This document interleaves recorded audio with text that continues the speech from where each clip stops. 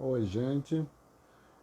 Estamos a menos de 2 dias das eleições municipais brasileiras e um processo, né, que pode trazer muitos aprendizados, embora, né, que apresente muitos aspectos negativos, poucos positivos.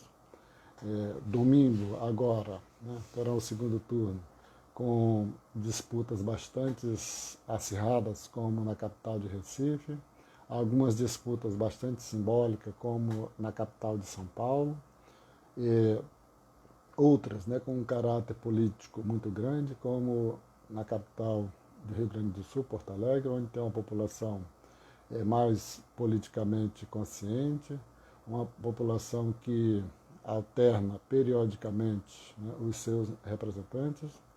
E aqui em Rio Branco, né, a gente tem uma disputa, né, que teve um processo eleitoral que representa muito o momento político, né, que o mundo está passando e também o Brasil está passando, né, porque tem a possibilidade, né, de ser vencedor um dos piores candidatos que estava colocado no pleito, né, uma pessoa que só pode ser entendida dentro do contexto, né, das atuais correlações, de força políticas, né, dos atuais líderes, né, que o Acre dispõe, né, e esses são considerados da pior qualidade que se possa imaginar. Mas, como foi visto, né, esses atuais líderes, eles que, né, logo após o final do primeiro turno, todos correram para declarar apoio, né, a esse candidato que representa uma chapa com um intrigante nome, Produzir para Empregar, e é um candidato para uma prefeitura de uma cidade que uma cidade quase pode ser considerada uma cidade média, né, do país, né, se a gente comparar aqui na região norte, mas que não fala muita coisa a respeito da capacidade de administrar a cidade.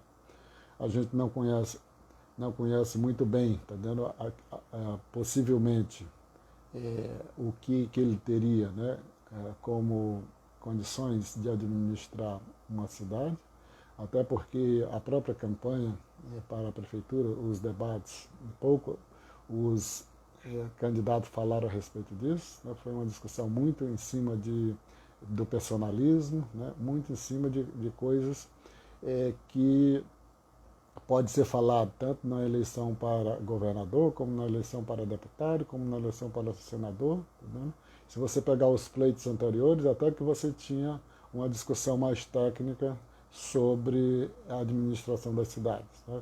Se você pegar alguns debates em algumas outras cidades, né, você observa a diferença. Mas, como a gente tem esse candidato que está apavorando, né, deixando angustiado todas aquelas pessoas que não são fanáticos, todas aquelas pessoas que da mesma forma achavam, mesmo não sendo favorável ao Joe Biden nos Estados Unidos, mas achavam que seria a pior escolha, tá? Torcer pelo Trump, né, porque seria o capeta, bem desenhado. Aqui nós estamos nessa situação por quê? Né? Porque esse candidato, né, dizendo assim, no atual cenário representa tudo isso. Representa tudo isso. O fanatismo, o fascismo, que está reinando hoje, está dando em alguns países, no caso do Brasil, parte do eleitorado do Donald Trump, na Hungria, né, e na Polônia, e em alguns outros países específicos, da Alemanha e da França. Mas este maluco, né, que tem possibilidade de vencer as eleições em domingo aqui em Rio Branco, ele é o fundo do poço? Aí é uma pergunta que merece a seguinte observação. Né? O Paulo Arantes tem uma análise bastante interessante, né, a respeito dessa questão do fundo do poço, se determinado representante político é o pior. Ele diz o seguinte: né, Ninguém imaginava que o Trump poderia ser eleito. Né? Depois ninguém imaginava que esse lixo, né, que hoje administra o Brasil, poderia ser eleito. No entanto, tá vendo, ele diz o seguinte, que dado o ambiente no qual nós vivemos hoje, tá vendo, a gente nunca pode achar que o Donald Trump seria o pior, porque pode vir coisa pior ainda. E, da mesma forma aqui no Brasil, nunca pode se imaginar que o atual presidente seja o pior, mesmo tá vendo, sendo esse lixo, né, que nos representa atualmente, nunca a gente pode imaginar que ele seja o pior, porque as coisas tá vendo, podem ser pior ainda. Né?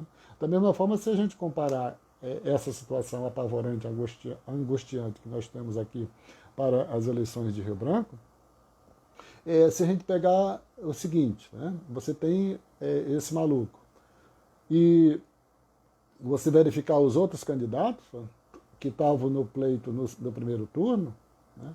Todos, né? Apenas o candidato do PT, por razões óbvias, tá vendo? Ainda se manifestava contrariamente ao bolsonarismo. Eu estou falando bolsonarismo aqui, não aqueles pessoas que necessariamente votam em Bolsonaro, mas o bolsonarismo, as características políticas. Né?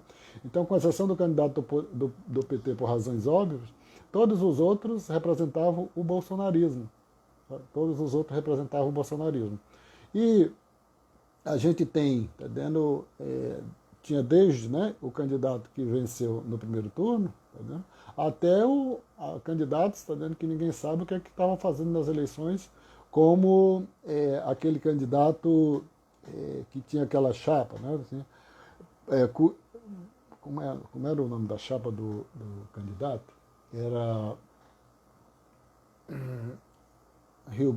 é hora de Rio Branco avançar, né? Ou seja, se a gente tem esse que tem possibilidade de ganhar no primeiro turno, mas você tinha como candidato, né, também esse candidato que representava essa chapa, né? É hora de Rio Branco avançar. Da mesma forma, tá, se você pegar nos candidatos a vice de todas as chapas que você tinha, tá vendo? Você dá para imaginar que o possível candidato, né, a vencer nesse segundo turno, que é um louco, é um maluco, é uma coisa desastrosa, né, politicamente, mas é possível você imaginar que ele seja um candidato pior do que o vice da chapa para cuidar de Rio Branco, para cuidar da gente? Tá vendo? É claro que não. Tá vendo?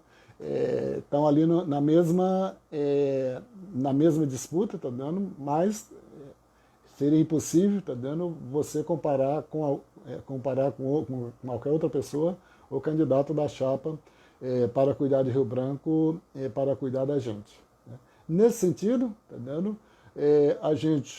o que a gente tira de aprendizado, né, de um pleito desse, tá vendo, que deixa todo mundo apavorado, todo mundo angustiado, como nós passamos pela primeira eleição do Trump em 2016, como nós passamos, né, pela eleição desse lixo que nos representa atualmente, né, em 2018.